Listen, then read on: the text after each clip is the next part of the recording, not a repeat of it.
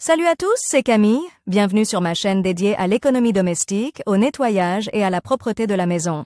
Restez avec moi pour des conseils pratiques et efficaces. Donc, au sujet de la vidéo.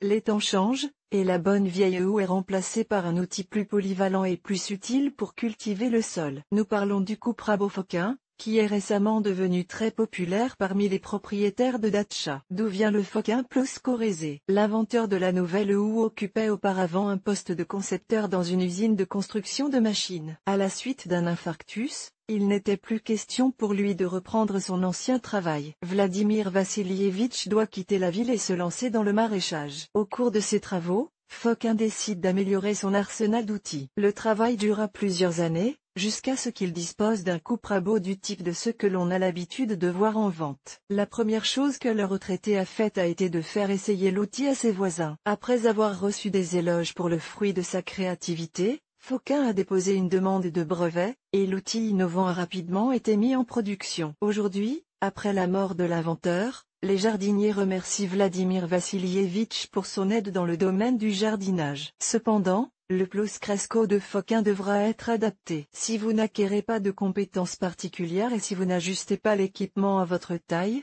vous risquez d'échouer. Quelle est la particularité du rabot de Fokin? Visuellement, il est possible de noter la similitude du rabot Fokin avec une houe. Mais il y a aussi des différences par rapport à l'outil traditionnel.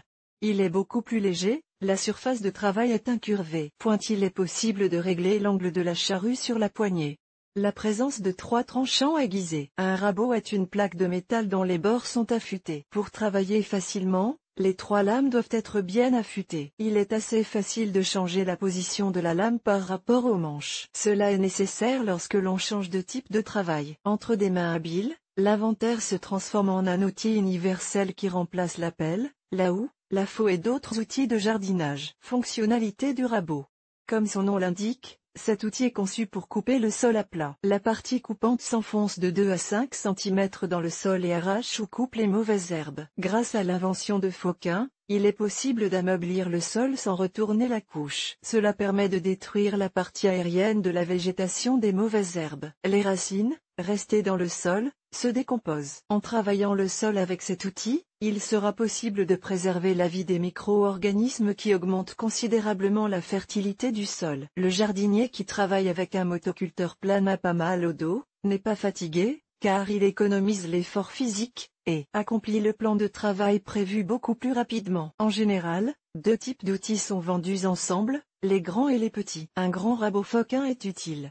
Briser les lits, préparer la plantation, arracher les mauvaises herbes, percher les buissons de légumes.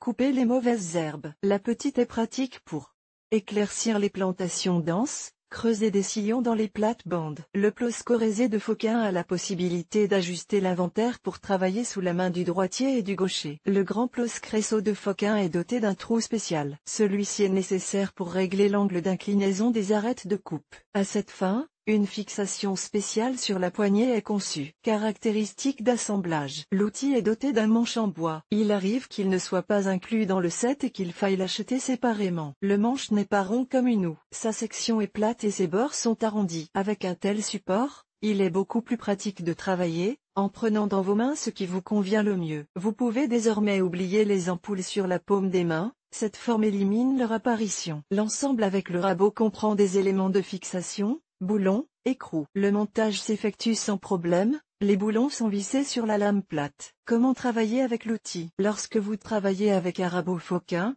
vous devez garder le dos droit, légèrement incliné vers l'avant. En même temps, il est nécessaire de saisir correctement le cutter, de manière à ce que les pouces soient dirigés vers le bas. Dans cette position, la personne ne ressent pas de fatigue pendant le travail. La partie coupante de l'outil, qui plonge dans le sol, doit se déplacer de manière strictement parallèle au sol. Si vous remarquez que la lame commence à monter et que vous ne pouvez la ramener qu'en vous penchant, cela signifie que l'outil a besoin d'être ajusté. Le rabot doit être réglé.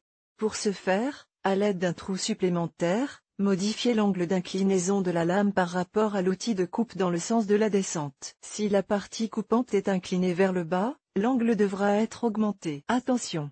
Lorsque vous travaillez avec la charrue Fokin, veillez à ce que l'outil ne surchauffe pas, sinon la qualité de la lame en souffrira. Ameublissez le sol et désherbez les plates-bandes avec la partie large de la lame. Plongez la partie coupante dans le sol à 1 mètre de vous, puis tirez l'outil vers vous. Il est souhaitable de désherber lorsque la mauvaise herbe vient de germer. Les plates-bandes sont formées en déplaçant la terre d'entre les rangs jusqu'à la ligne marquée pour la plate-bande. Les bordures sont inclinées à l'aide d'un rabot inversé. Pour ce faire, pointez l'outil avec le bord tranchant court vers le bas. Ensuite, tirez-le vers vous. Le sol se trouve alors au bon endroit. Répétez l'opération de l'autre côté. Les crêtes sont nivelées en abaissant l'outil avec la partie coupante dans le sol. Il est ensuite traîné le long de la surface. Il n'est pas nécessaire de faire des efforts particuliers. Les graines semées dans les sillons sont semées de la même manière. Pour ameublir le sol en profondeur, il faut effectuer des mouvements de percussion sur le sol à l'aide de la partie tranchante. La lame doit être immergée dans le sol sur toute sa longueur. Pour semer des graines et planter des semis, enfoncez l'outil à bord étroit dans le sol ameubli jusqu'à la longueur souhaitée. Tirez-le en travers du lit, en traçant un sillon. Pour les semences, vous pouvez utiliser un petit rabot, mais il est souhaitable d'en préparer un plus grand pour les semis. Pendant le perchage, le sol est ratissé jusqu'à l'arbuste depuis 2 côtés opposés. Les plates-bandes de carottes ou de persil doivent être éclaircies à l'aide d'un petit rabot, en le passant sur les rangs et en se débarrassant des plantules excédentaires. Si vous apprenez à travailler correctement avec un Fokin Ploskorosom,